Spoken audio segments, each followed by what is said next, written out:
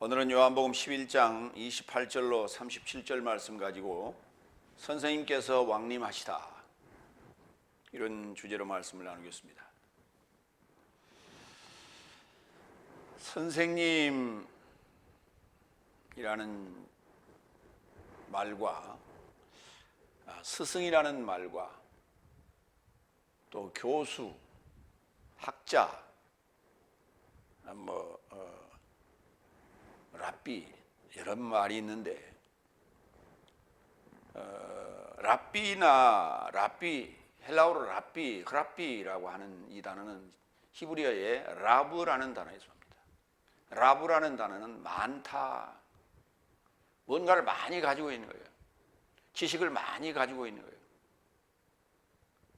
그래서 높은 어떤 학문의 소유자, 이런 사람들을 우리가 칭할 때 랍비 이렇게 얘기합니다. 그래서 상징성이에요. 어떤.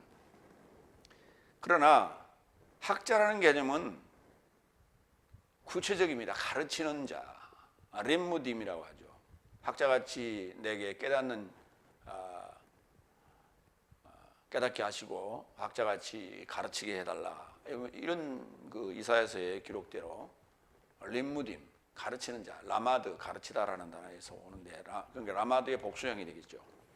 그 라마드의 복수형인 림무딤이라는 단어가 이제 헬라어로 그걸 번역하다 보면 디다스칼로스, 디다스코, 가르치다, 그래서 가르치는 자, 그래 디다스칼로스. 오늘 이제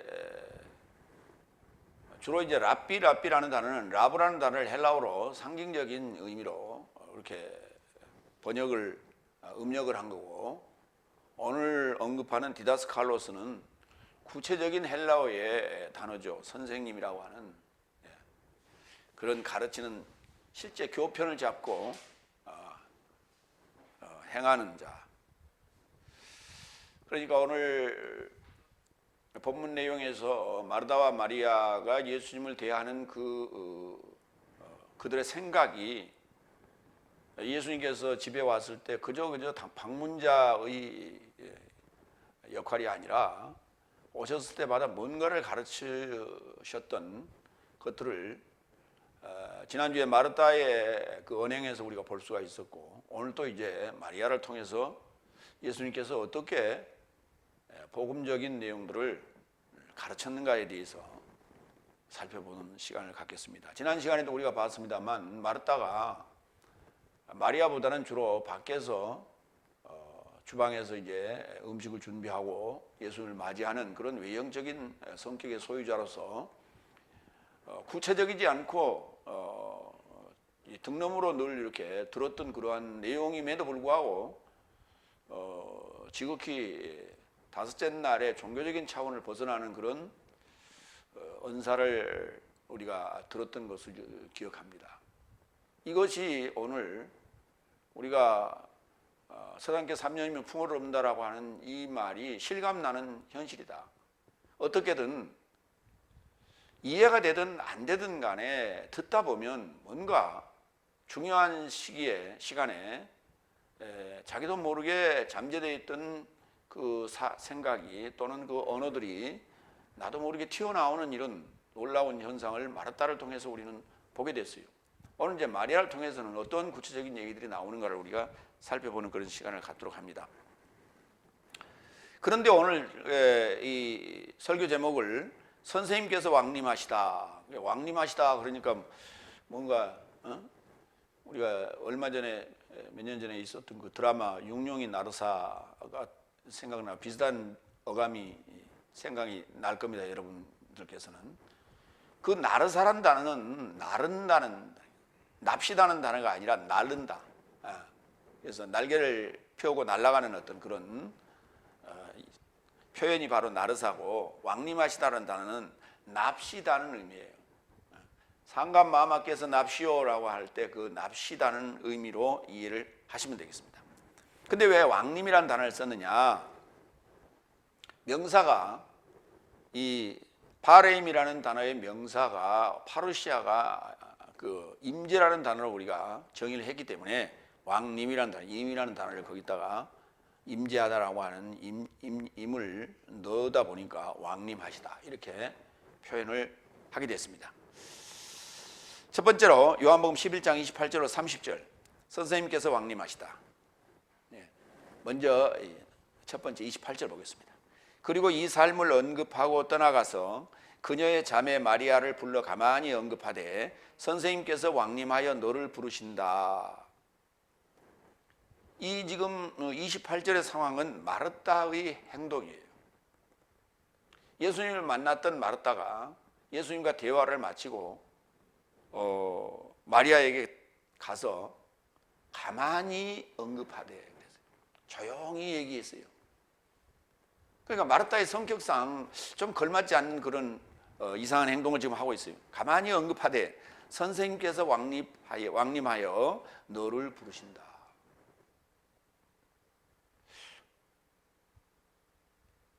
어떻게 보면 그 비꼬는 그런 표현이기도 하고 어떻게 보면 그들만의 어떤 은밀한 대화예요. 그러니까 그 지역에서 주로 이런 일이 없었는데 마리아의 집, 나자로스의 집에 오셨을 때만이 뭔가 은밀하게 하셨던 행동으로 보아서 그들이 칭하는 호칭이 선생님이라고 지금 불렀어요. 그래서 그들만의 어떤 은밀한 이 대화가 오고 갔다 이렇게 볼 수가 있어요. 그러면 이 삶을 언급하고 떠나가서라고 했는데 그 내용이 바로 이제 우리가 그 위에 구절 11장 25절 27절 부분을 보겠습니다. 예수께서 그녀에게 언급하셨다. 나는 부활과 생명이다. 나의 이르고자 믿는 자는 죽더라도 살 것이요 그리고 나의 이르고자 믿고 산 자는 모두 내세 이르고자 결코 죽지 않는다. 이것을 믿느냐? 그에게 말한다. 네 주님, 당신은 세상에 이르고자 오신 하나님의 아들 그리스도이신 것을 나는 믿는 것입니다. 이렇게 얘기했어요. 믿습니다가 아니라 믿습니다는 이게 현재 능동태가 되는 거예요.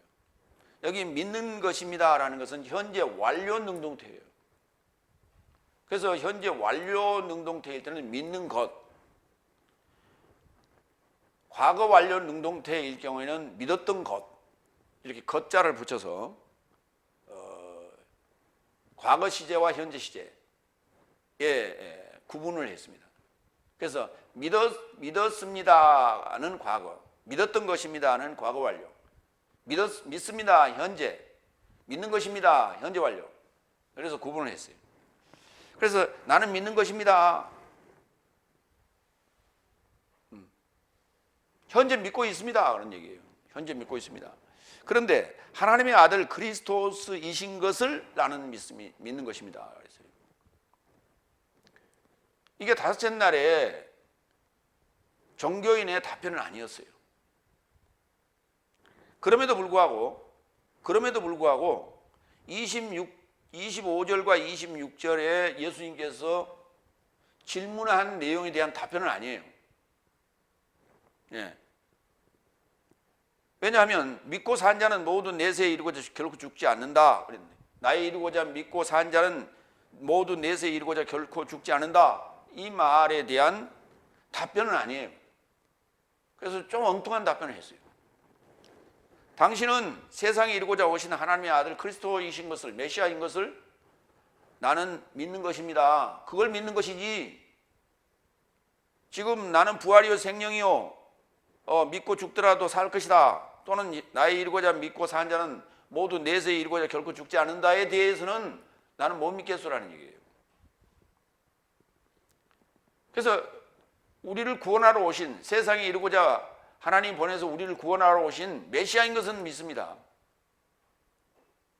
그래서 부활과 생명이라는 이해할 수 없고 이게 믿기지 않는 이야기는 그거는 제쳐놓읍시다 이런 얘기예요. 그런데 오늘 이런 대화를 나누고 여기에 대한 어떤 의문을 가지고 있던 마르다가 그의 자매 마리아를 불러서 가만히 언급하되 선생님께서 왕림하여라는 단어를 썼어요. 이 왕림하다는 단어가 파레임이 가까이 있다는 단어예요. 가까이 있다. 그럼 얼마나 가까이 있는지는 지금 그 뒤에 이제 설명이 나올 거예요. 집 앞에 와 있다는 얘기인지 아니면 조금 멀리 떨어져 있다는 얘기인지 하여튼 가까이 있다는 거예요. 이걸 왕님 하셨다 그랬어요.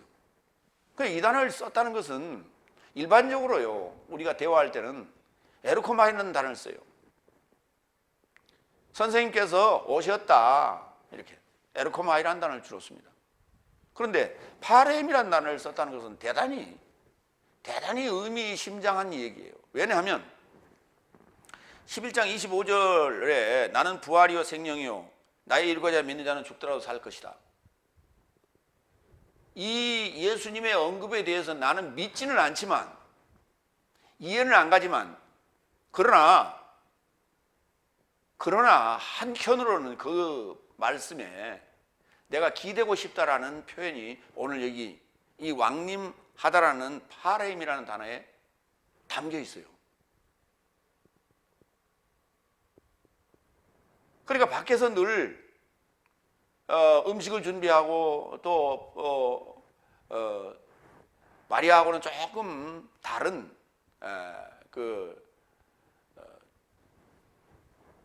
행동파적인 그런 마르다이지만 결코 마리아가 듣고 있는, 마리아를 가르치는 그 선생님의 한마디 한마디를 놓친 건 아니에요. 그게 듣고 있었어요. 참 놀라운 일이에요. 그래서 마르다가 지금 쓸만한 단어가 아닙니다, 이 단어는. 왜냐하면 이게 임재라고 하는, 강림이라는 임재라는 단어와 일반적으로 지금 다섯째 날에 얘기하고 있는 재림이라는 단어와 같은 단어거든요. 동사거든요. 재림이라는 단어는 명사고 이 단어는 동사예요. 그 단어를 썼다는 얘기가 바로 부활이요 생명이라는 이 말에 대한 것을 놓치지 않았다는 사실이에요. 왜? 지금 당면한 문제가 그의 형제 나자로스가 지금 죽어 있잖아요. 근데 그때 마침 지금 예수님이 어디론가 가시려다가 다시 돌아오셨단 말이에요. 예. 그래서 은근히 지금 기대를 하고 지금 이 단어를 쓰면서 가만히 언급했어요.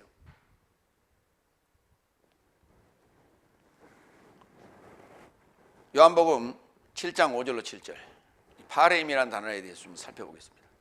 왜냐하면 그의 형제 삶도 저에 이르고자 믿지 않더라. 그런즉 예수께서 저 삶에게 말씀하신다. 내 때가 아직 임하지 파레임이 하지 않았다. 그러나 네 삶의 때는 언제나 준비되어 있다. 세상은 네 삶을 미워함이 불가능하지만 나를 미워한다. 이는 그의 사역 삶이 나쁘기 때문에 그에 관하여 증언하기 때문이다.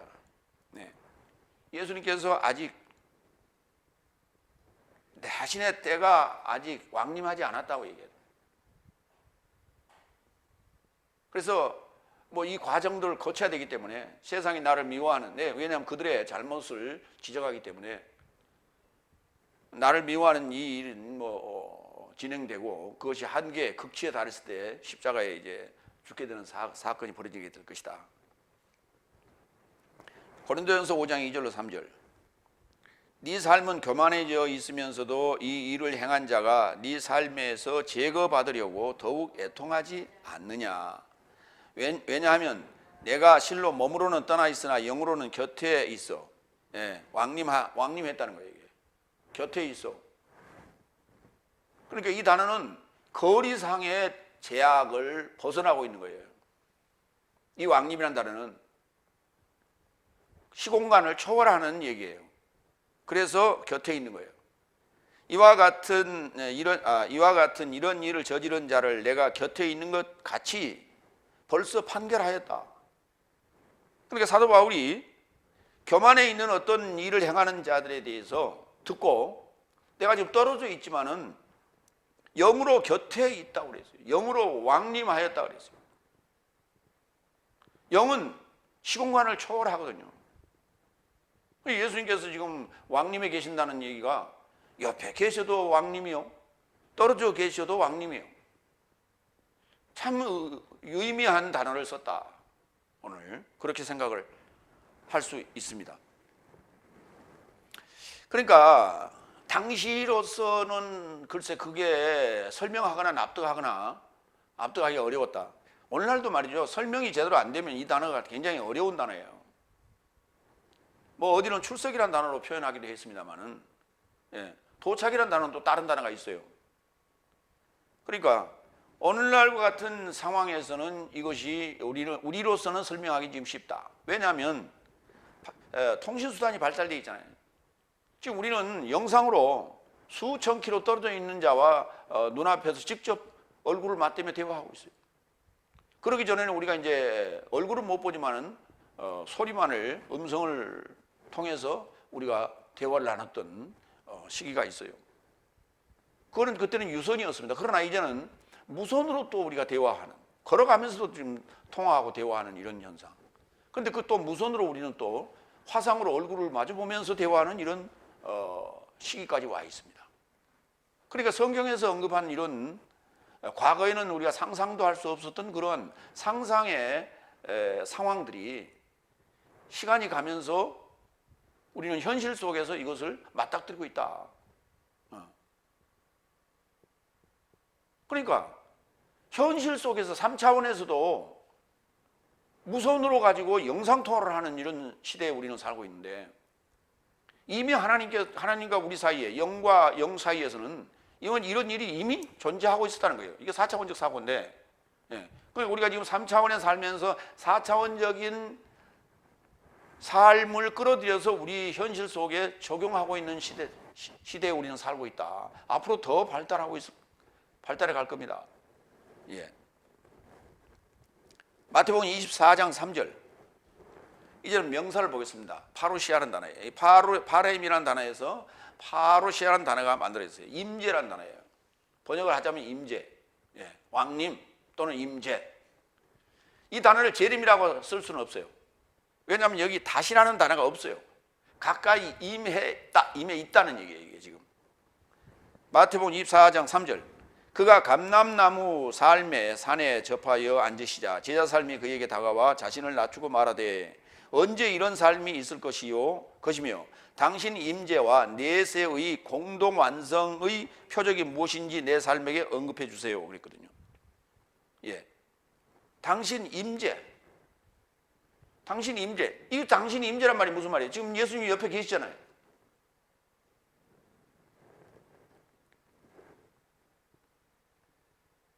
말이 안 되는 소리예요, 지금 이게. 그러니까 그걸 갖다 재림이라는 단어를 쓰는 거예요. 예.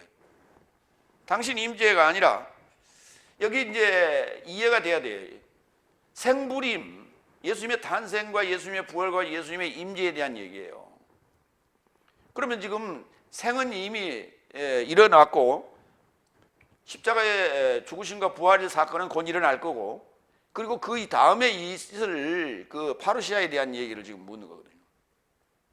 제자들이. 그러면 제자들은 지금 벌써 그 생부림에 대한 모든 내용들을 지금 다 이미 들었다는 전제가 여기 지금 깔려 있어요. 그래서 임재에 대한 얘기를 하고 있는 거예요. 예수님 옆에 계신데, 예수님 옆에 계신다는 얘기는 예수님 초림이란 말이에요. 생이라는 건 예수님 초림, 임재라는 건 예수님의 지금 재림 사건을 얘기한단 말이죠. 벌써 그러지 마옵소서라고 그렇게 만류를 했던 제자들이지만은 벌써 생부림에 관한 복음의 전반적인 걸 다 들었어요. 그래서 임재에 대한 얘기, 파루시아에 대한 얘기를 지금 묻고 있는 거예요. 그런데 마태복음 24장 3절에서 보면 당신 임재와 내세의 공동 완성의 표적이 무엇입니까? 라고 할 때 여기서 어떤 시점, 임재의 시점이나 내세의 공동 완성의 시점에 어떤 표적이 무엇입니까? 지금 어떤 시점에 일어날 수 있는 상황에 대한 것을 묻는 것처럼 보여요. 그런데 다음을 보겠습니다. 고린도전서 15장 23절로 25절. 그래서 각자 자기 차례 안에서 첫 열매인 그리스도스요, 다음에는 그의 임재 안에서 그리스도스의 소유된 삶이요, 그 후에는 완성이니 저 삶이 모든 머리와 모든 권세와 능력을 멸하시고 나라를 하나님 아버지에게 넘겨드리는 때이다. 왜냐하면 그 발 아래 원수를 모두 둘 때까지 저 삶을 왕노릇함이 마땅하다. 이 부활의 3단계에 대한 설명 중에 설명인데요. 첫 열매인 그리스도스가 순서상 첫 번째요. 다음에는 그의 임재 안에서 그리스도스의 소유된 삶이요. 내 안에 각자 안에서 각자 자기 차례 안에서 일어나는데, 각자 자기 차례 안에서 첫 열매인 그리스도스의 부활, 다음에는 그의 임재, 이걸 이제 우리가 일반적으로 재림이라고 말하는데, 이 파루시아 안에서라고 그랬어요. 엔테 파루시아. 엔테 파루시아. 임재 안에서예요. 그러면 임재라는 것은 무엇을 얘기하느냐? 임재라는 것은 나와 완벽한 하나가 되는 거예요. 삼위일체 완벽한 하나가 되는 얘기를 지금 임재 안에서라고 표현하는 거예요. 무슨 말이냐면 아까 마태복음 24장 3절에서는 예수님과 함께 옆에 있었어요, 제자들이. 그런데 예수님의 임재를 물어요. 그러니까 지금 현재 예수님과 함께 있는 여섯째 날은 함께 있기는 있으나 하나 된 건 아니에요, 아직. 그럼 십자가 죽음과 부활 이후에 임재가 있어야 그때 완벽한 하나가 되는 거예요. 그걸 파루시아라고 하는 거예요. 그래서 그의 임재 안에서 그리스도스의 소유가 되는 거예요. 이게 부활입니다. 이게. 그럼 일곱째 날을 얘기하는 거예요. 데살로니가전서 5장 23절로 봅니다. 평화의 하나님께서 친히 온전히 네 삶을 거룩하게 하시길 원하시고 네 삶의 온전한 영과 혼과 몸이 그리스도스 예수스 내 삶의 주의 임재 안에서 흠없이 지키기를 원한다 그랬어요. 그러니까 영과 혼과 몸이 흠없이 지켜지는 것은 그리스도스 예수스의 임재 안에서만이 가능해요.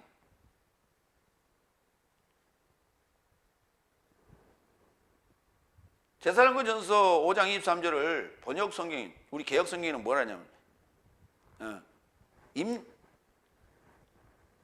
다시 오실 때에 그래놨어요. 시점으로 얘기해놨어요. 시점에 이게 그렇게 되는 게 아니고, 오실 때에 흠없기를 원하는 게 아니고, 흠없게 되기를 원하는 게 아니고, 임재 안에서 그게 흠없이 되는 거예요.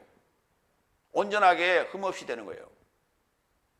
그러니까 임재라고 하는 이걸 다시 오심으로 이렇게 정의를 해버리니까 시점이 돼버리는 거예요. 상황이라고요. 상태라고요. 시점이 아니라. 시점은 때라는 단어들을 써요. 때라는 단어들을. 그러면 이미 그 때라는 단어가 가리키는 그 상황 속에서 어떠한 상태로 되어질 것이냐를 우리는 이해해야 되는데 상태적 개념은 전혀 언급이 안 돼요. 성경에서 상태라고 하는 것이 얼마나 중요한가라고 하는 것은 이런 거예요. 우리가 이제 간혹 중국 무술 영화를 보면 어떤 그 무협에 관련된 비서가 있어요. 그 비서를 찾아서 1급으로 말미암아 그 순간에 무술이 갑자기 업그레이드가 되는 건 아니에요. 그 무술에 관련된 비서를 찾아서 그거를 수련해야 돼요. 그러면 이미 그 자는 그 아래 단계에 무술이 수련이 돼 있기 때문에 그것을 소화해낼 수 있는 준비된 사람이기 때문에 가능한 거예요. 초보자가 그것을 입수를 했다. 아무리 수련해도 안 돼요. 그러니까 우리가 읽었다고 해서 그것이 내 것이 되는 게 아니에요. 읽고 그대로 수련해야만이 내 것이 된 거예요. 그러니까 때라고 하는 거, 시점이라고 하는 거, 이런 것들은 도래했을 뿐이에요. 그 시점에. 그런데 그 시점에 도래했을 때 익은 곡식도 있고 아직 덜 익은 곡식도 있는 거예요. 그러니까 익은 곡식은 알곡이라 하고 덜 익은 곡식은 쭉정이라 하는 거예요. 그러니까 덜 익은 곡식은 풍로에 붙이면 다 날아가는 거고 익은 곡식은 자루 속에 들어가는 거예요. 그래서 그 때를 우리가 인지하고, 때를 인지하는 것은 내가 그 시점에 걸맞는 상태가 되기 위해서 때를 우리는 간파해야 되는 것이고, 우리에게 중요한 것은 그 때를 간파해 놓고 나서 거기에 걸맞게 수련을 해가는 거예요. 그래서 그 상태가 그 시기에 걸맞게 완성되어 가야 한다. 근데 현재 지금 다스나 교회는 때만 가르치고 앉고 있고, 때도 정확하지도 않으면서 참석했기 때문에 된 것이고, 들었기 때문에 된 것이고, 그 때가 도래했기 때문에 된 것이고, 2000년 전에 예수님께서 지나갔기 때문에 된 것이고, 다 이런 얘기예요. 뭐가 됐어요? 된 게 하나도 뭐가 있어요? 그 되었다는 증거가 뭐가 있어요? 표적이 뭐가 있습니까? 열심을 내면 그렇습니까? 출석 잘하면 그렇습니까? 헌금 잘하면 그렇습니까? 그건 누구나 당연히 기본적으로 해야 될 일이에요. 내용적으로 습득하지 못하고 알지 못하고 수련 거기에 걸맞는 상태가 되어가지 않는다면 아무 의미가 없는 거예요. 아무리 부지런한들, 아무리 헌신한들 아무 의미가 없는 거예요.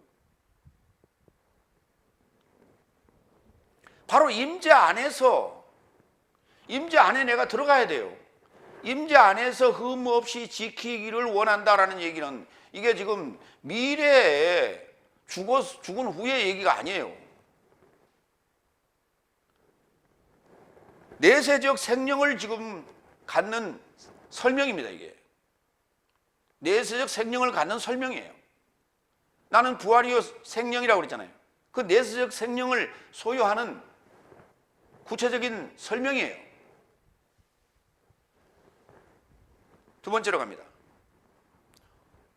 오늘 이제 이 이야기를 부터 시작을 합니다. 이것을 지금 마르다가 예수님께서 그렇게 얘기해라 그렇게 말씀하지 않았어요. 마르다에게, 마리아에게 가서 내가 왕림했다라고 말하라 그런 적 없어요. 그런데 마르다가 자기가 지금까지 들었던 모든 신앙의 내용들을 분석하고 종합해서 예수님의 하신 말씀을 듣고 자기 입에서 나온 얘기예요. 근데 그 얘기가 그냥 떠버리는 얘기가 아니었어요. 은밀하게 가서 전했어요.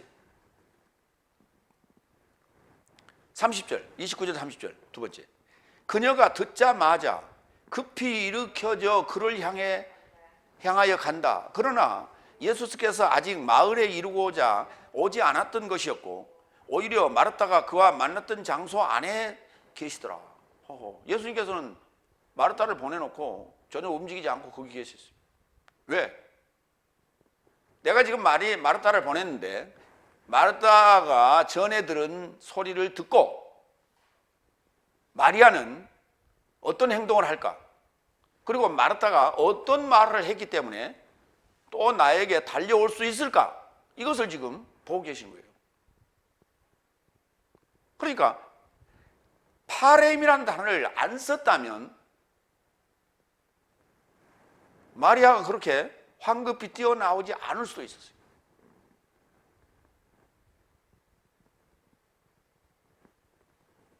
오늘 이 두 자매의 전달하는 자의 언어 내용과 그 다음에 받는 자의 자세, 둘이가 지금 영적 일치감을 갖게 되는 거예요.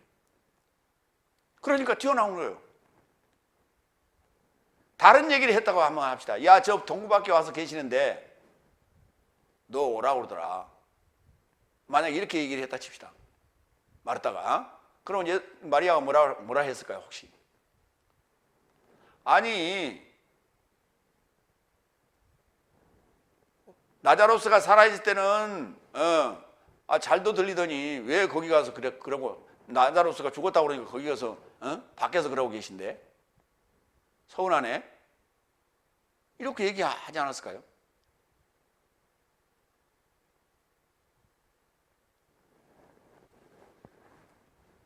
근데 어디 있단 말도 하지 않았어요. 마르다는. 선생님께서 왕림하셨다. 그리고 너를 부르시더라. 이렇게만 얘기했어요. 어디 계신다는 얘기 안 했어요. 그녀가 듣자마자 급히 일으켜져 그를 향하여 간다. 그러나 예수께서 아직 마을에 이르고자 오지 않았던 것이었고 오히려 마르다가 그와 만났던 장소 안에 계시더라. 죽은 나자로스의 소식을 들은 예수께서 잔다, 죽었다, 그래서 깨우러 가자라는 말씀과 부활과 생명이라는 말을 듣고 난 마르다는 이해가 안 됐습니다. 왜? 종말적인 얘기거든요. 이 다섯째 날에 얘기하는 종말적인 얘기예요. 부활 얘기만 나오면 종말이에요. 종말의 때가 오지 않았는데 부활을 언급하시는 예수의 말씀에 왕님이라는 단어를 언급하며 종말론자가 너를 부른다라고 가만히 언급했는데 상황은 반전이었어요. 겉으로 보면 그렇습니다. 기다렸다는 듯이 튀어나가는 마리아는 주님을 만나서 마르다와 똑같은 원망과 부탁을 함께 드립니다. 마르다가 주님을 처음 만났을 때, 밖에서 만났을 때 했던 그 내용을 똑같이 한 자도 틀리지 않고 똑같이 얘기해요. 예. 그런데 나자로스의 부활 이후에는 아무런 언급이 없어요.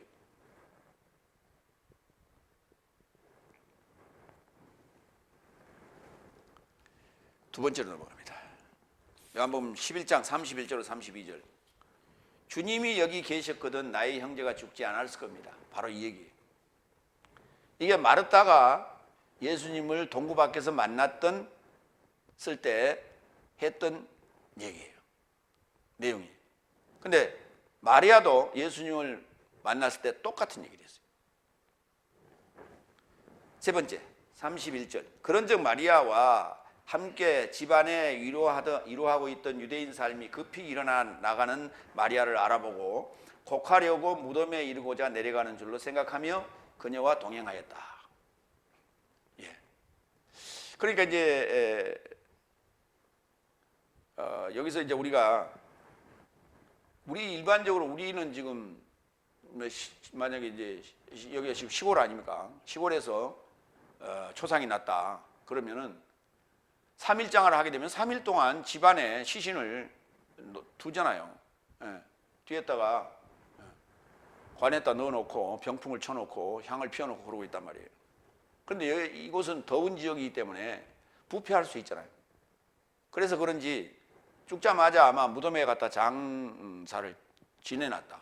근데 그 장사를 어떻게 지내냐면 장사를 이미 지낸 거예요. 왜냐하면 시신을 이렇게 천으로 다 이렇게 싸서 그렇게 지금 무덤에다 넣어놨기 때문에 이미 장례를 치른 거예요. 그러면서도 이제 애도 기간이 있어서 조문객들을 받고 아마 그랬던 것 같아요. 지금 조문객들이 와서 집에 있었는데 마리아가 이제 갑자기 튀어나가니까 조문객들이 고가로 간 줄 알고 자기들도 이제 고가려고 같이 따라가 나갔다. 이런 얘기가 지금 기록이 되어 있어요. 이 무덤이라는 단어를 좀 보겠습니다. 무덤이라는 단어는 문에메이온이라고 하고 이 단어는 문에 모니오라고 하는 동사 기억하다라는 단어에서 와요. 그러니까 무덤이라는 게 뭐냐면 기억하는 곳이에요. 기억하는 곳. 그러니까 어디다 우리가 요즘은 이제 그걸 화장을 해서 뭐 가루를 어디 갖다 뭐 수목장이라고 해서 나무 밑에 묻기도 하고 또 강가에 뿌리기도 하고 바닷가에 뿌리기도 하는데 뿌리는 건 그건 지금 현재는 불법이라고 그럽니다. 그런데 어디다가 지금 우리가 뿌렸든 어디다 묻어놨든 간에 우린 장소는 이제 되게 기억을 합니다. 그런 곳이 바로 무덤이라고 하는 거예요. 기억하는 곳. 그의 죽음을 기억하는 곳. 요한복음 16장 4절 봅니다. 오히려 이런 삶을 네 삶에게 전한 것은 언젠가 시간이 오면 내가 네 삶에게 언급한 저 삶이 기억나게 하려 하며 그래서 처음에 이런 삶을 언급하지 않은 것은 내가 네 삶과 함께 있었기 때문이다.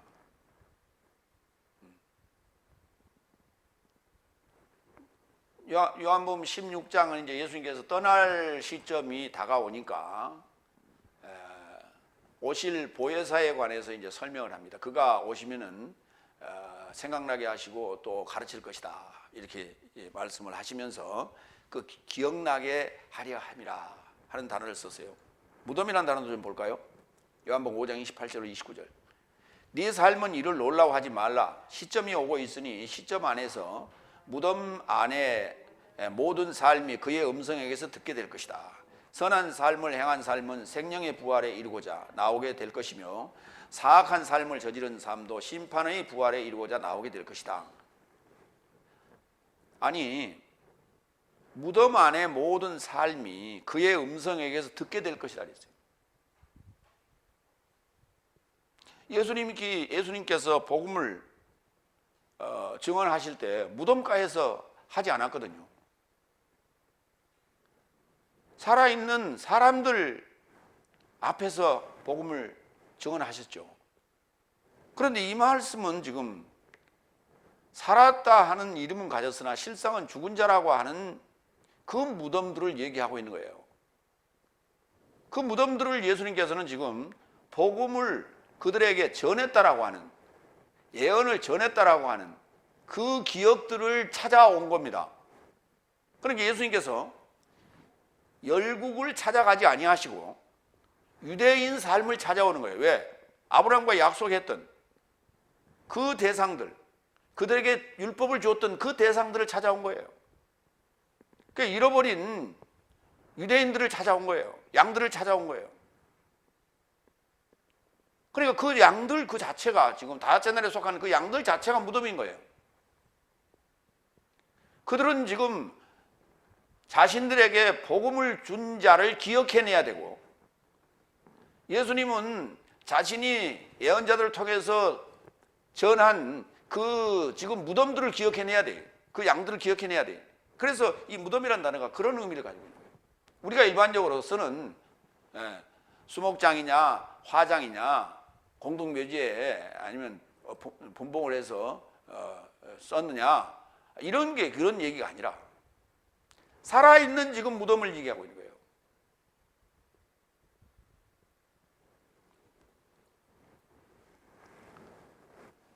네 번째 32절. 그런즉 마리아가 예수께서 계신 곳에 오자마자 그를 알아보고 그의 발 삶에 이르고자 엎드려 그에게 말하되 주여 당신이 여기 계셨거든 나의 형제가 죽지 않았을 겁니다. 이 얘기는 마르다가 했던 얘기와 똑같은 얘기예요. 그 마르다가 이 얘기를 하고 나서 야 내가 예수님 아까 만났을 때 이렇게 얘기했다 그런 적이 없었어요.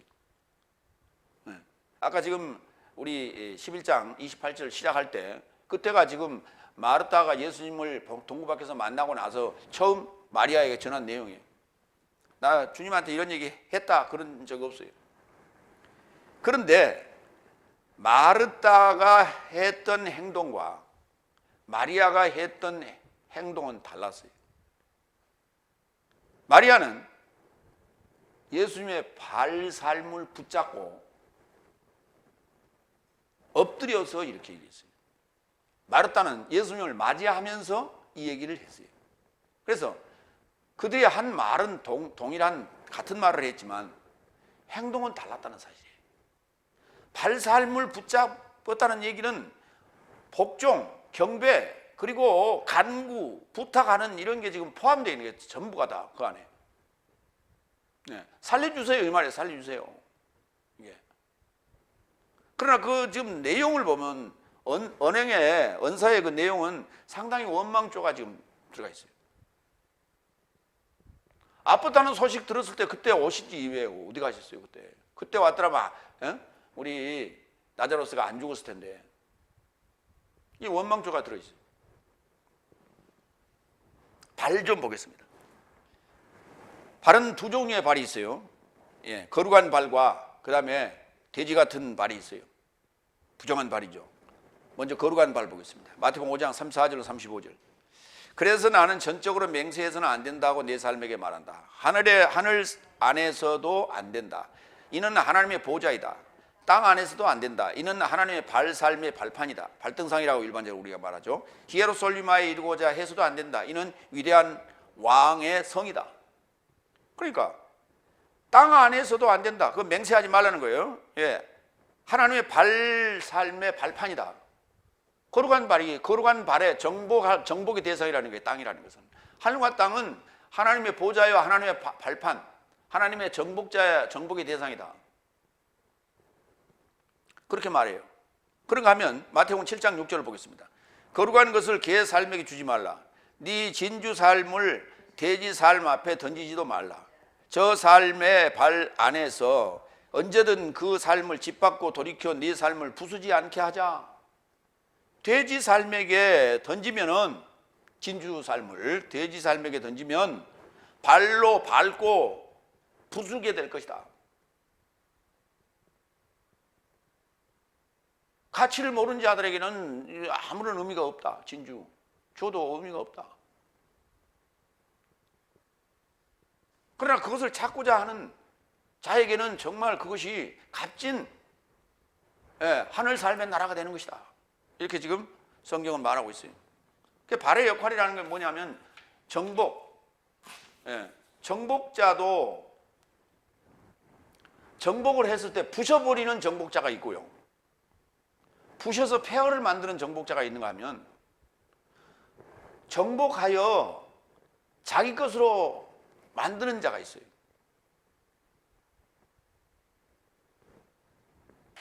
그래서 맹장은 부시어, 그러나 덕장은 싸우지 않고 적을 정복시키거나 싸워서 정복했다 하더라도 그들을 품어 안고 다스리는, 위로하는 그러한 군주가 되는 것이죠. 그러니까 오늘 예수님을 어떻게 받느냐 마리아는 우리를 위로하고 우리를 구원하실 메시아로 이해했던 거예요. 그렇기 때문에 거룩한 발로 이해했기 때문에 그 발에 엎드려 복종의 예를 보이는 거예요.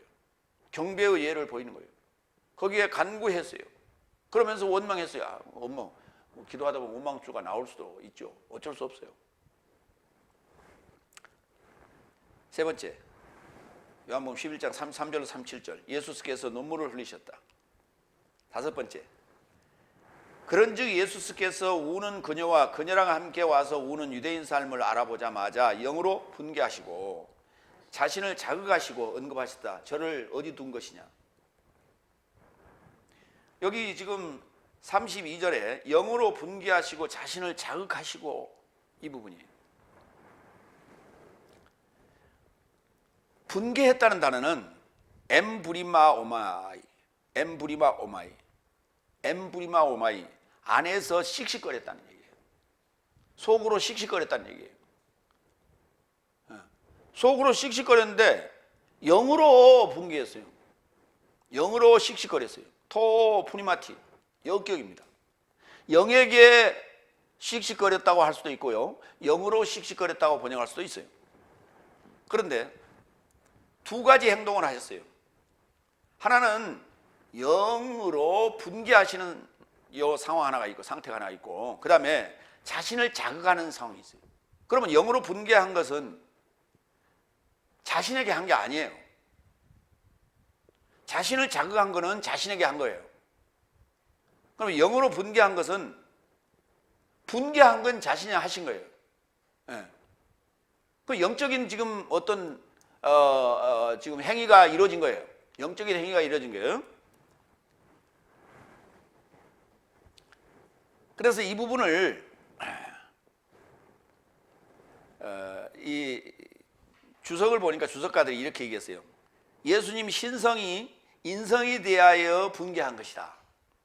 이렇게 말하는 자도 있고, 그러니까 예수님 스스로가 신성이 인성한테 야 진즉 아버지 왜 여태까지 늦게 이제 나흘 쯤이나 돼가지고 와가지고 이런 상황을 만들어서 스스로가 그렇게 이렇게 얘기했어요. 그럼 자극한 건 무슨 얘기예요?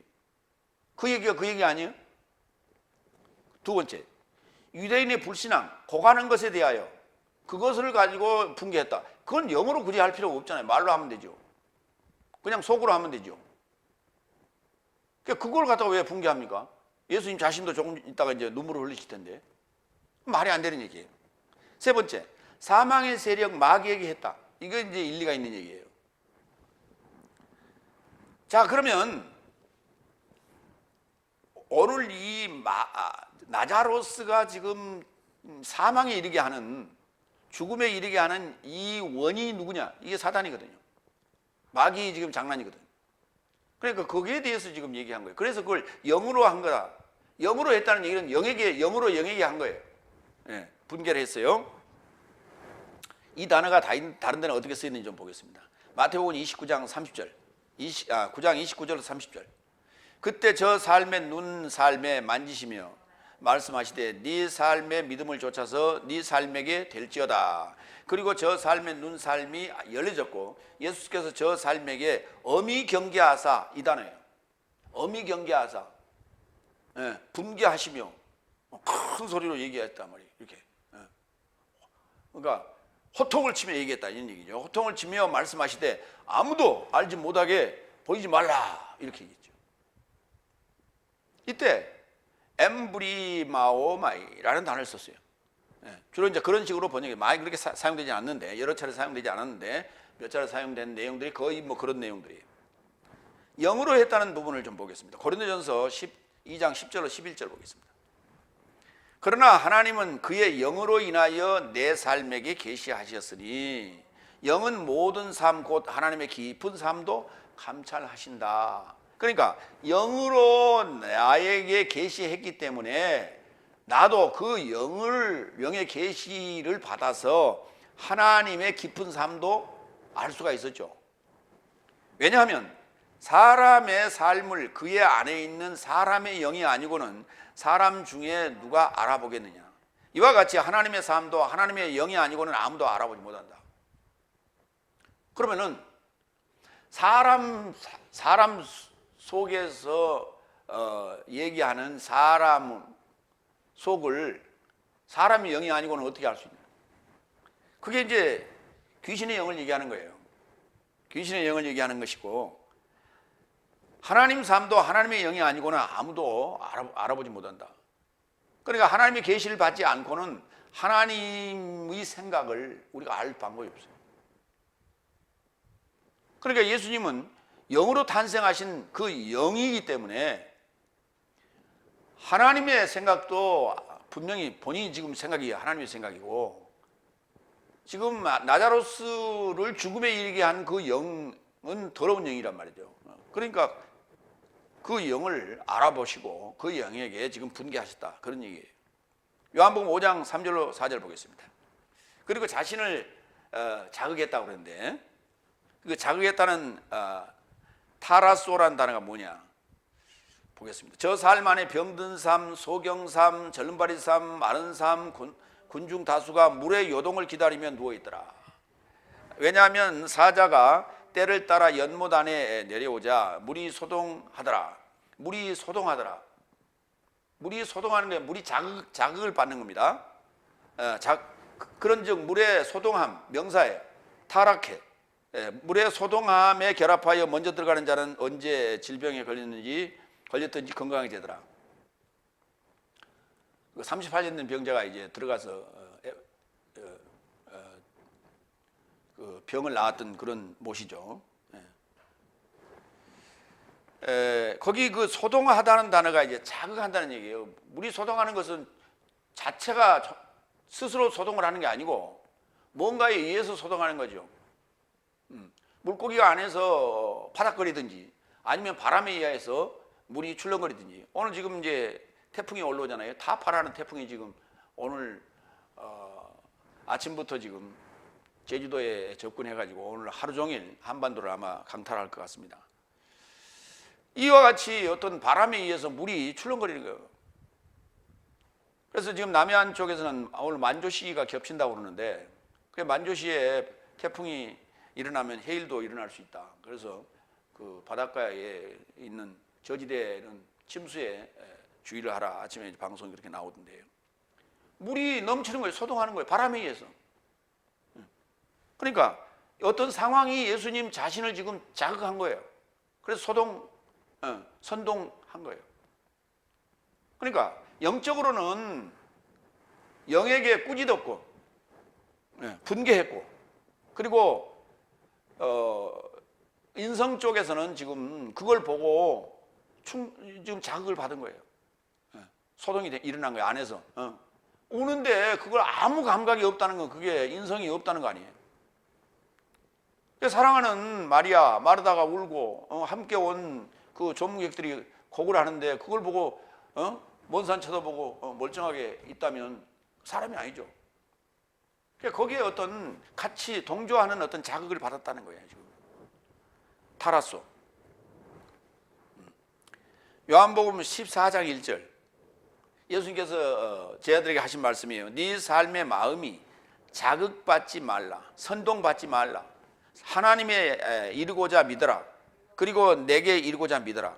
예수님께서 이제 십자가 죽음을 앞두고 이제 하신 말씀이에요. 예수님께서 내가 십자가에 올라가더라도 너희가 자극받지 말고 그것 때문에 믿음이 사라지거나 아니면은 떠나지 말라. 이렇게 분명히 거기서 이렇게 말씀을 하셨어요. 그러나 실제 상황이 닥쳤을 때 제 아들의 마음은 그렇지 않았죠. 그러니까 내 스스로가 할 수 있는 게 아니라 외부의 어떤 자극에 의해서 일어나는 현상, 이것이 타라소, 자극 또는 소동, 선동 이런 거예요. 여섯 번째, 예수께서 눈물을 흘리셨다. 이거 바로 이 자극, 타라소의 현상입니다. 타라소 때문에 스스로 자극을 받았기 때문에 일어나는 현상이에요. 눈물을 흘리셨다. 눈물이라는 것은 지금 눈물을 가지고 있다는 것은 인생이라는 거예요. 인생. 첫 아담에 속한 속성을 가지고 있다는 얘기입니다. 슬퍼도 눈물을 흘리고 우리가 아파도 눈물을 흘리고 괴로워도 눈물을 흘리고 기뻐도 눈물을 흘립니다. 이것이 바로 눈물의 효과예요. 그래서 괴로울 때도 눈물이, 슬플 때도 눈물이, 아플 때도 눈물이 흘림으로서 말미암아 그것을 씻어주는 그러한 호르몬이 분비되는 거예요. 함께. 근데 기쁠 때도 너무 기쁘면요 혈압이 올라가거든요. 혈압이 올라가서 잘못하다가는 쓰러질 수 있어요. 고혈압 환자는. 근데 눈물이라고 하는 그 통로를 통해서 몸 안에 일어나는 그 압을 낮춰주는 현상이 있단 말이에요. 그래서 눈물이라는 것이 참 우리가 설명할 수 없는 어떤 그러한 좋은 그 호르몬을 분비하는 그런 효과가 있다, 이렇게 볼 수가 있어요. 그러나 눈물을 자주 흘린다는 게 별로 좋은 건 아니죠. 누가복음 7장 37절로 38절을 보겠습니다. 눈물이라는 단어는 다크리오라는 눈물을 흘리다라는 단어에서 오는데, 눈물, 다크리온, 다크서클에 이 눈가에 이렇게 뭔가 시커멓게 이렇게 피로할 때 오는 그 새까맣게 되는 현상을 다크서클이라고 그러는데, 아마 그게 그 다크하고 연관이 있는 것 같아요. 누가복음 7장 37절 38절.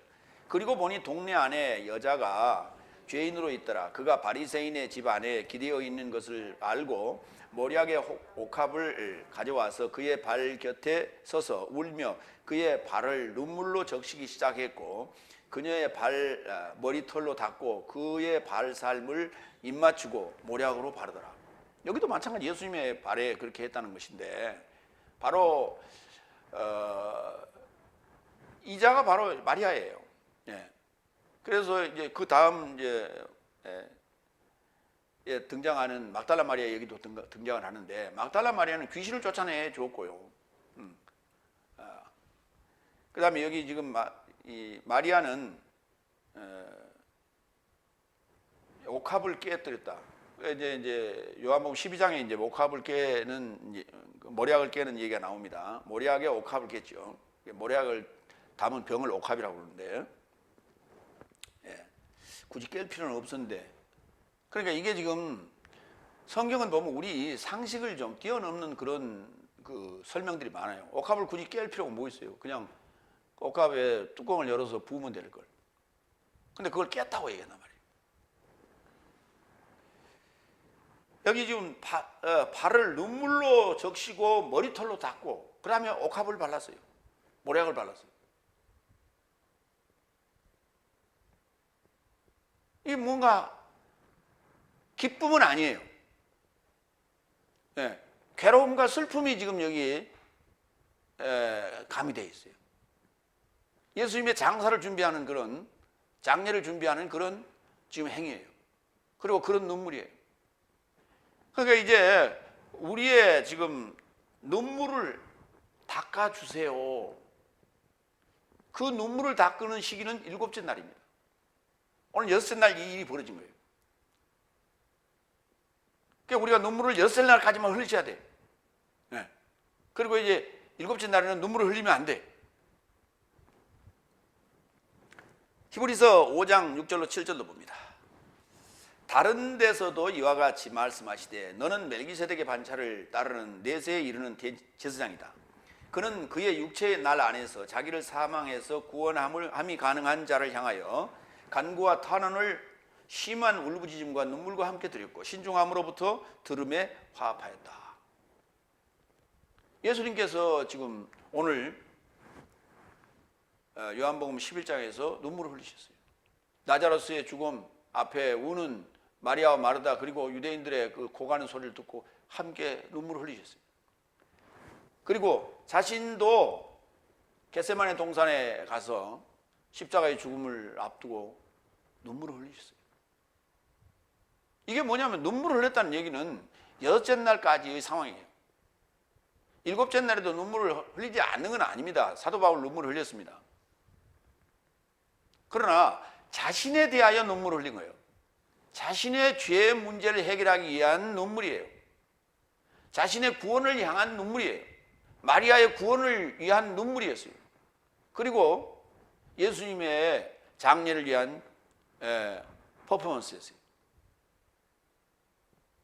예수님 자신의 구원을 위해서 눈물을 흘릴 이유는 없죠. 겟세마네 동산에서. 바로 육체를 가지고 있는 나의 눈물이었던 거예요. 그게. 그러면 마리아는 지금 벌써 예비된 눈물을 흘렸는데 예수님께서 겟세마네 동산에서 제자들에게 부탁을 하며 기도하러 가 있어요. 몇 발쯤 떨어져서. 근데 제 아들은 잤어요.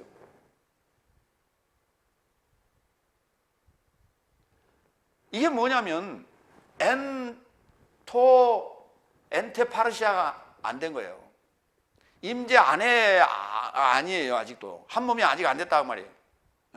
언행 일치가 아직 안 된 거예요. 듣기만 들었을 뿐이지 일치가 안 된 거예요. 지금. 그러니까 그 일치가 되는 순간이 언제냐? 바로 성령이 임해야 돼요. 성령이 임하여 연통을 내가 상속받아야 되는 거예요. 그래야 아하 그 얘기가 내 얘기였구나 라고 이해가 되는 거예요.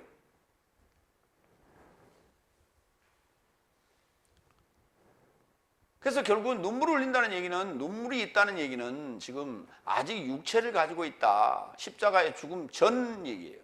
그러나 육체 아파의 정과 욕심을 십자가에 못 박고 난 이후에는 눈물은 사라집니다. 바로 계시록 7장 17절 언급되어 있고 21장 4절 언급되어 있어요.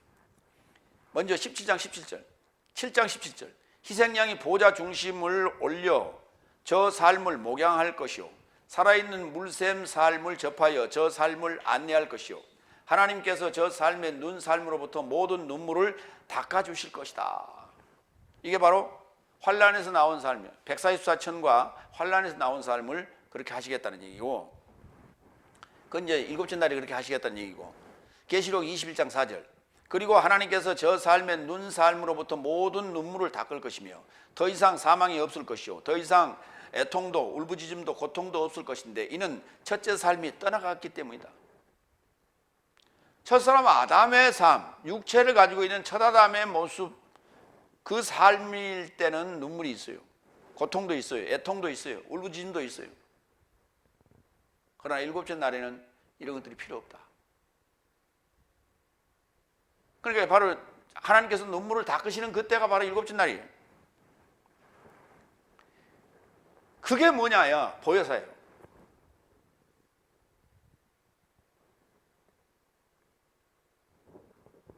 위로자예요. 가까이 곁에 초청하는 거예요. 그러니까 가까이 임재하는 가까이 계시는 거가 파루시아고 가까이 초청하는 것이 파라볼레.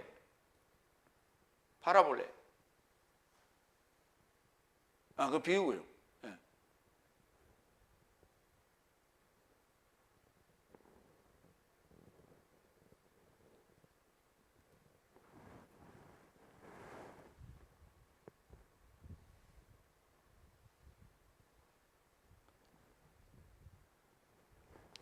파라 가까이 칼레오. 예. 갑자기 보여서 생각이 빨리 안 나네. 그때 치고 나와야 되는데. 응? 파라클레토스. 예. 이게 이제 같이 혼연일체가 되는 거거든. 근데 꼭 얘기를 해야 튀어나와요. 파라클레토스. 가까이 초청하는 거예요. 예. 그러니까 파루시아나 파라클레토스나 일곱째 날에 일어나는 거예요. 이게 바로 엔테 파루시아. 하나 되는 거고 완전한 위로가 되는 거예요. 그때 이제 우리의 눈물을 닦으셨다. 일곱째 날에 들어갔을 때를 얘기하는 거예요. 그러니까 표현이 여러 가지예요. 파루시아, 엔테 파루시아라는 표현을 쓰기도 하고, 그 다음에 보혜사라는 얘기를 쓰기도 하고, 그 다음에 성령을 우리에게 보내주셨다는 얘기도 하고, 그 다음에 우리의 눈물을 닦으셨다라는 얘기도 하고, 표현의 차이일 뿐이에요.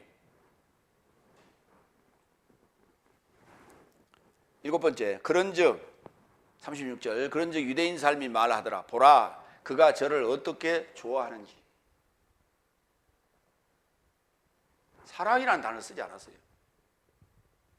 요 좋아한다는 단어도 우리가 일반적으로 얘기하는 그냥 사랑이에요. 근데 그 사랑이라는 단어가 지금은 현재는 우리가 남발을 하고 있죠. 그래서 우리가 일반적으로 그냥 대중하게 얘기할 때도 여러분 사랑합니다 이렇게 얘기한단 말이에요. 그게 그 사랑합니다 하는 단어가 영어로 얘기하면 love예요. 근데 여기 지금 그가 저를 어떻게 좋아하는지라는 이 단어는 필레오라는 단어예요. 좋아한다는 단어예요. 그러니까 우리가 좋아합니다와 사랑합니다를 구분하지 않고 그냥 뭉텅거려 다 써버려요. 여러분 사랑합니다 막 이렇게 남자 보고도 사랑한다고, 여자 보고도 사랑한다, 애기도 보고 사랑한다, 할아버지 보고도 사랑한다, 그냥 마구잡이로 쓰고 있어요. 그러나 성경은 사랑한다는 단어와 좋아한다는 단어를 구분해서 쓰고 있어요. 여기 지금 필레오라는 단어에 좋아한다라고 얘기했어요. 이게 정확한 표현인 거예요. 그런데 우리가 또 이게 좋아한다는 단어를 또 이렇게도 써요. 그러니까 우리가 좋아한다는 단어와 사랑한다는 단어를 막 혼용했어요. 그러니까 이런 얘기예요. 사춘기에 접해 있는 또는 사춘기를 넘어선 자들, 청년들에게 이렇게 물어요. 너 얘 좋아하니? 둘이 사귀니? 이렇게 묻는단 말이에요. 근데 그렇게 물으면 안 되죠. 너 쟤 사랑하니? 그래야 되거든요. 근데 사랑한다는 단어는 확인이 됐을 때 우리가 쓰는 거고, 확인되기 전에는 그렇게 물어요. 너 쟤 좋아하니? 이렇게 물어요.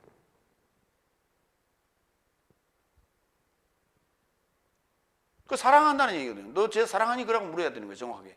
근데 그렇게 안 물어요. 그러니까 그게 이제 정도의 차이인데 우리 구분해 줘야 돼, 분명히. 좋아한다는 단어는 필레오, 사랑한다는 단어는 아가파고.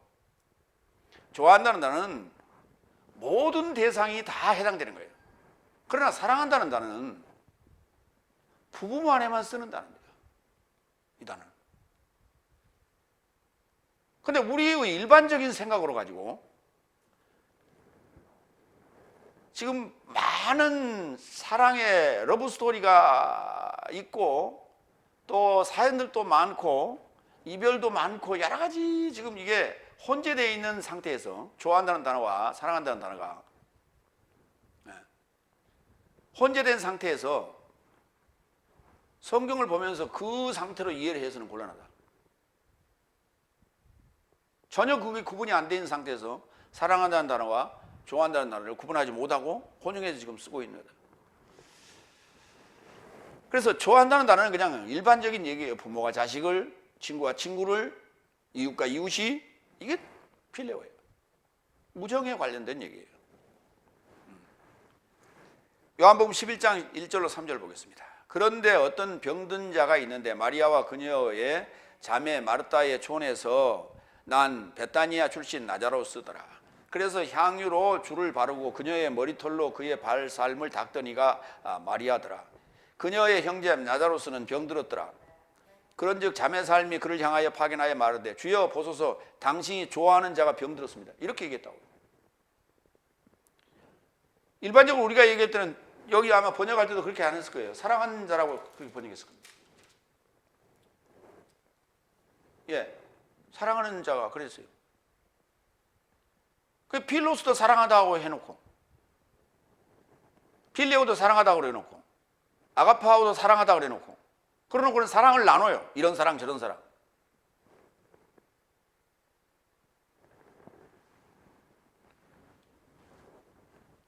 그러니까 한글로 이렇게 번역을 해놨을 때 이런 사랑인지 저런 사랑인지 구분이 안 되잖아요. 그러니까 이런 사랑이 있고 어떻게 저런 사랑이 있습니까? 좋아하면 좋아하는 것이고 사랑하면 사랑하는 것이죠. 그래서 그걸 구분해야죠.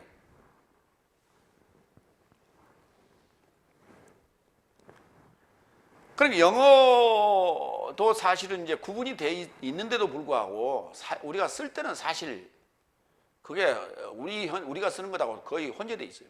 그러니까 우리가 한국 사람들이 지금 사랑합니다, 여러분 사랑합니다, 뭐 이런 얘기도 사실은 어떻게 보면은 영어가 와서 그게 다 망가뜨리는 거죠. 영어는 좋아한다는 단어는 like, 사랑한다는 단어는 love 이렇게 구분되어 있잖아요. 근데 영어가 쓸 때도 그렇게 쓰지 않아요. 그냥 좋아한다는 단어를 쓸 때도 사랑한다는 단어를 쓰고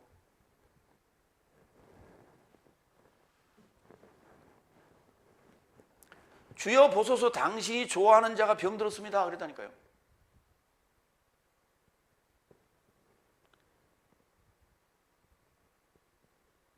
요한복음 11장 4절로 5절. 자, 그러니까 11장 1절로 3절에서 11장 3절에서 좋아한다고 마리아와 마르다가 그렇게 예수님한테 소식을 전합니다. 그런데 오늘 무덤가에서 지금 마리아와 마르다와 그리고 그 유대인들이 있었는데 예수님께서 눈물을 흘리시니까 저자가 나자로스를 얼마나 좋아했는가, 눈물을 흘리네 이렇게 얘기했단 말이에요. 그러고 나서 이제 11장 4절로 5절로 갑니다. 11장 4절 5절. 그 전에 얘기했던 내용이죠. 그러자 예수께서 듣고 언급하시다. 그러니까 3절까지 얘기, 소식을 듣고 한 얘기예요. 예수께서 듣고 언급하셨다. 이것은 사망을 향한 병이 아니다. 오히려 이로 인하여 하나님의 영광이 초월하여 하나님의 아들이 영화롭게 되고자 합니다. 그래서 예수께서는 마르다와 그녀의 자매와 나자로스를 사랑하시더라. 아니 마르다와 마리아를 사랑한 건 이해가 돼, 일반적으로. 근데 나자로스를 사랑하시더라. 요즘은 이 사랑이라는 단어가 너무 남발이 되기 때문에 나자로스도 사랑했다라고, 하나님이기 때문에 사랑했다, 그렇게 우리가 이해를 해버렸단 말이에요. 지금까지 마리아도 마르다도 나자로스도 예수님의 신부라는 개념으로 지금 사랑한 거예요. 예수님이 하나님이라는 개념이에요. 남편이라는 입장에서 지금 사랑하고 있는 거예요. 근데 전혀 이건 대입을 하지 못하고 있단 말이에요. 그러다 보니까 남자가 남자로 착각을 하고, 사람도 남성이고 저 여자인 사람도 남성인데 이걸 착각을 하고 앉았어요. 이 남성이 여성화가 되는 거예요. 하나님 앞에는. 사람이라는 남성이 하나님 앞에서는 부인이 되기 때문에, 아내가 되기 때문에 여성화가 되는 거예요. 그것을 땅이라 부르는 거예요. 하나님에게 정복된 발등상이 되는 땅이라 부르는 거예요. 그걸. 그러니까 성이라는 개념 자체가 우리 글에는 없단 말이에요. 우리 글 자체가 성이 없어. 그럼에도 불구하고 우리는 지금 점점 잊어버려가는 음양이라는 개념이 있어요. 음양이라는 개념이 있어요. 그래서 음식 중에는 찬 음식이 있고 따뜻한 음식이 있어요. 그래서 찬 음식을 우리가 음에 해당된다. 그 다음에 따뜻한 음식을 양에 해당된다. 그러니까 열이 많은 사람은 찬 음식을 먹어야 돼요. 그 다음에 속이 냉한 사람은 따뜻한 음식을 먹어야 돼요. 그래서 음식 중에도 양체질이 그러니까 양체질은 찬 음식을, 음체질은 따뜻한 음식을 먹어야 돼요. 이렇게 상호보완적으로 우리가 음식 같은 데서는 그렇게 한의학에서 이제 주로 그렇게 얘기들을 하죠. 그러나 이제 이 양의학이 들어오면서부터 이게 점점 그런 의미들이 사라지기 시작을 하고 있고, 우리 생활 속에서도 지금 점점 사라지고 있으나, 헬라어나 히브리어는 단어 자체가 남성과 여성, 중성이라고 하는 성 자체를 가지고 있어서 그것들을 전부 다 내포하고 있어요. 그래서 하나님의 나라를 설명하는 데 있어서 가장 적합한 언어로서 아직도 지금 사용되고 있다, 이렇게 이해를 하셔야 돼요. 그래서 필레오라는 단어와 아가파오라는 단어를 구분해서 사용해야 된다. 8번째 37절. 그러나 저 삶 중 어떤 삶이 언급하였다. 소경의 눈살을 열었던 저자가 이자도 죽지 않게 하려는 행함이 가능하지 않았을까.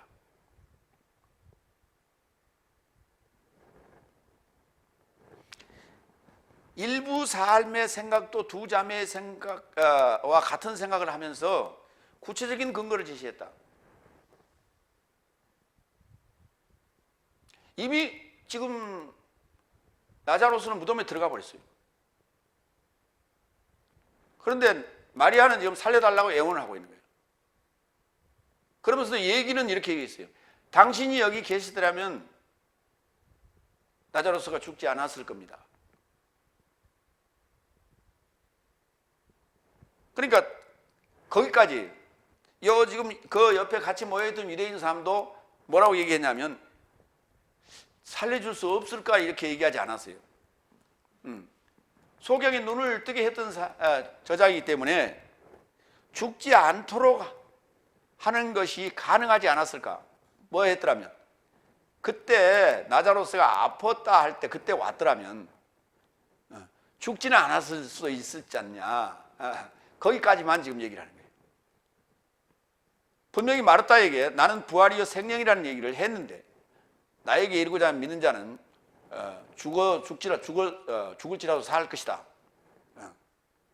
그리고 믿고 산 자는 내세에 이르도록 죽지 않을 것이다. 이렇게 분명히 얘기했는데도 불구하고 그것까지 이해를 할 수가 없었어요. 그래서 이미 과거형까지만 얘기를 하고 있는 거예요. 여기 믿음의 한계입니다. 믿음의 한계.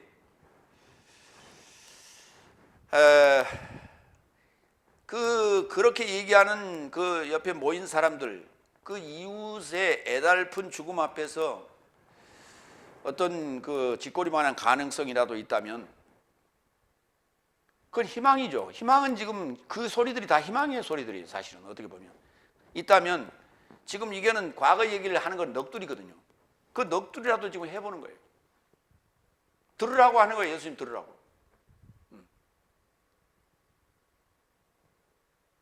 그러니까 지금 나자로스가 죽은 것은 당신 책임도 있어요, 이 말이에요 지금.